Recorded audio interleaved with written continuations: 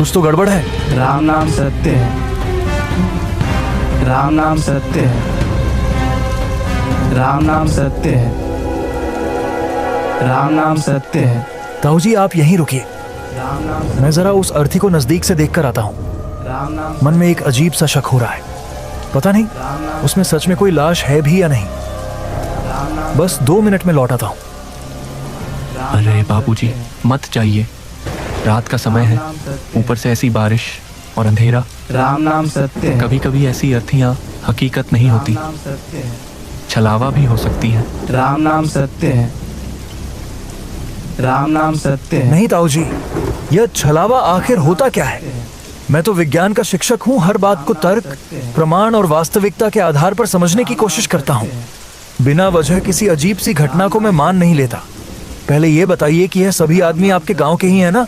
फिर आप इसे छलावा क्यों कह रहे हो? राम नाम सत्य है, क्योंकि वही अर्थी हमें एक बार नहीं राम नाम सत्य, बल्कि 2-2 बार दिखाई दी, राम नाम इसलिए मैंने कहा कि यह छलावा भी हो सकता है। सत्य है। नहीं नहीं ताऊ जी, मेरे हिसाब से ऐसी बातें सिर्फ अफवाहें होती हैं। ये छलावा वलावा जैसा कुछ नहीं होता। आप बस 2 मिनट यहीं रुकिए, मैं आगे जाकर खुद पूछ कर आता हूँ। ताऊ जी ने उसे बहुत समझाया, बार बार मना भी किया, लेकिन फिर भी राघव अपनी जिद पर अड़ा रहा।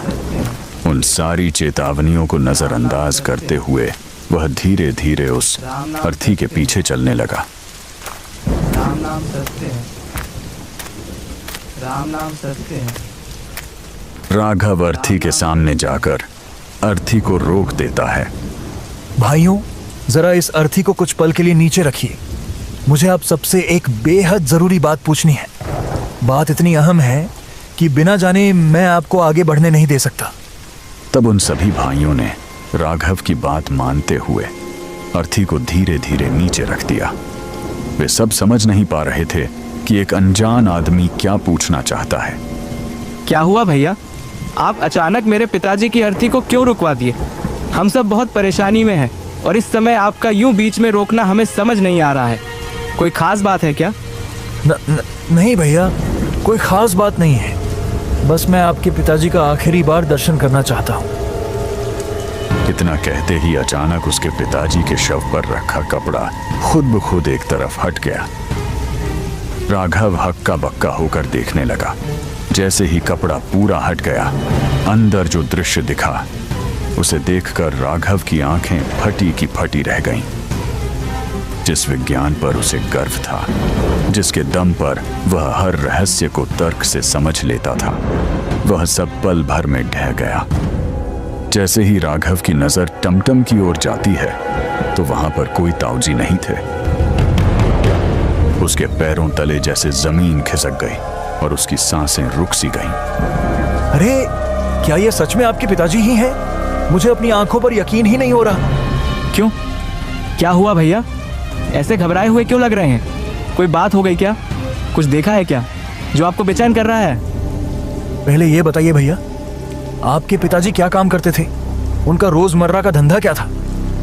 भैया, मेरे पिताजी का तो पूरा जीवन ही टमटम चलाने में बीता है। सुबह से लेकर देर रात तक वह लोगों को यहाँ वहाँ छोड़कर अपने परिवार का पेट पालते थे। पूरे गांव में उन्हें उनके टमटम और मेहनत की वजह से ही जाना जाता था।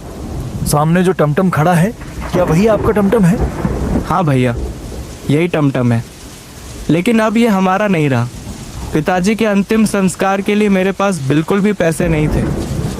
मजबूरी में मुझे इसे बेच देना पड़ा। देखिए भैया, आप एक काम कीजिए, आपके पिताजी के अंतिम संस्कार का पूरा खर्च मैं दे दूंगा। आपको इस बात की कोई चिंता करने की जरूरत नहीं है। लेकिन एक बात और, यह टमटम जिसे आप मजबूरी में बेचने पर मजबूर हो गए थे, इसे उस आदमी से वापस ले लीजिए, क्योंकि इस टमटम में आपके पिताजी की आत्मा रहती है। लेकिन भैया, आप मेरी मदद क्यों कर रहे हैं? आप हो कौन आखिर? हम तो एक दूसरे को जानते भी नहीं, फिर भी आप मेरे पिताजी के अंतिम